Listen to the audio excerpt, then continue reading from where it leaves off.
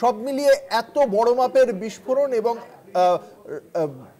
কেন্দ্রীয় স্বরাষ্ট্র মন্ত্রকের পক্ষ থেকে, দিল্লি পুলিশের পক্ষ থেকে এখনো পর্যন্ত কোথাও কোনো এক্স হ্যান্ডেলে পোস্ট বা কোনো প্রকার কিছু বিবৃতি জানতে পারছো?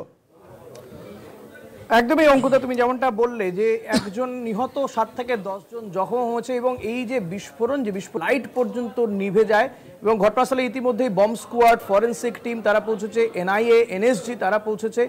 তবে অরিত্র, দিল্লি পুলিশ তারা কি এখনো পর্যন্ত এই ঘটনা নিয়ে কোনো স্টেটমেন্ট তাদের কাছ থেকে পাওয়া গেছে?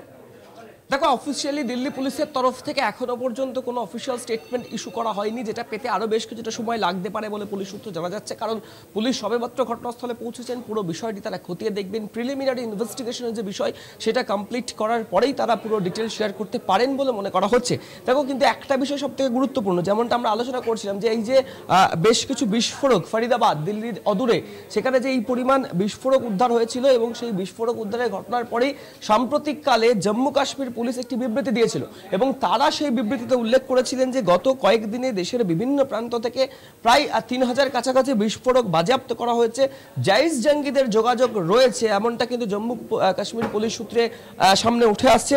এবং আনসার গাজওয়াত উল হিন্দ নামের আরও একটি পাকিস্তানি গোষ্ঠীর খোঁজ মিলেছে যারা এই নাশকতামূলক কাজকর্মের সাথে জড়িত থাকার একটা সম্ভাবনা সামনে আসছে এবং সেই বিষয়গুলি যখন চর্চায় রয়েছে, ট্রেন্ডিংয়ে রয়েছে, সেই জায়গায় দাঁড়িয়ে তার পরেই এই ধরনের বিস্ফোরণের ঘটনা কিন্তু স্বাভাবিকভাবেই দিল্লি পুলিশকে তথা গোয়েন্দাদেরকে কিন্তু ভাবাবে। তার কারণ একের পর এক বিস্ফোরক উদ্ধারের ঘটনা, একের পর এক জঙ্গি দমন, সন্ত্রাসবাদী অভিযান যখন চলছে, ঠিক সেই সময় দাঁড়িয়ে দেশের রাজধানী, অন্যতম গুরুত্বপূর্ণ শহর, হাই সিকিউরিটি জোন লালকেল্লা, সেই এলাকায় এই যে পরপর সিরিয়াল ব্লাস্ট বলা ভালো, পরপর 3টি গাড়িতে বিস্ফোরণ এবং পরবর্তী ক্ষেত্রে আগুন লেগে যাওয়ার যে ঘটনা, সেই ঘটনা কিন্তু অত্যন্ত তাৎপর্যপূর্ণ এবং যথেষ্ট ভাববার বিষয়। কারণ যে জায়গায় দাঁড়িয়ে আজকেই কয়েক ঘন্টা আগে বলা ভালো 7 থেকে 8 ঘন্টা আগে এত পরিমাণ বিস্ফোরক উদ্ধার হলো, তারপরেও কেন সিকিউরিটি নিয়ে তৎপরতা দেখানো হলো না, কেন হাই অ্যালার্ট জারি করা হলো না? দেখো, বলতে বলতে যে ছবি আমরা দেখতে পাচ্ছি যে বিস্ফোরণ স্থল, সেই বিস্ফোরণ স্থল কারণ করে দিয়েছে দিল্লি পুলিশ। ঘটনাস্থলে কি বলছে শুনি, আমরা শুনবো। इतना ज़ोरदार धमाका हुआ है वहाँ पर, इतनी ज़ोरदार तेज़ आवाज़ आई कि एकदम से शॉक्ड हो गए। फिर मेरे पास में फ़ोन्स भी आए काफ़ी सारे। हमने कहा क्या हुआ, हमने कहा धमाका हुआ है। उसके बाद हमने दूर से आके देखा, हमने दूर से हम क्योंकि करीब में जा नहीं सकते थे।